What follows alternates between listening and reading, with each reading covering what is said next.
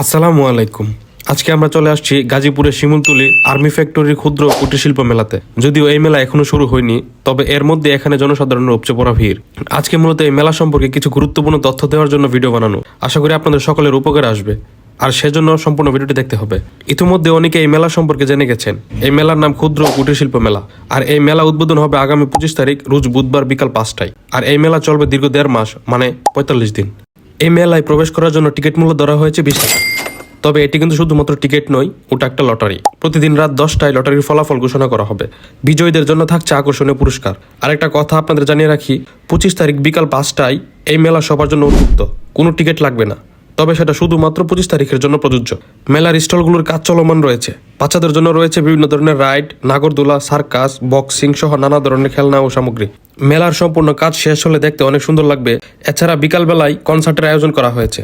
বিভিন্ন ব্যান্ড তারকারা এসে এখানে গান গাইবেন। এখন বলি কিভাবে আসবেন। প্রথমে গাজীপুর চৌরাস্তা থেকে শিববাড়ি থেকে ডুয়েটের সামনে দিয়ে শিমুলতলী বাজারে যাওয়ার পথে হাতের বামে দেখতে পারবেন এই মেলা। অথবা গাজীপুর চৌরাস্তা থেকে গাজীপুর পরিবহনে উঠলেই মেলার সামনে নামিয়ে দিবে।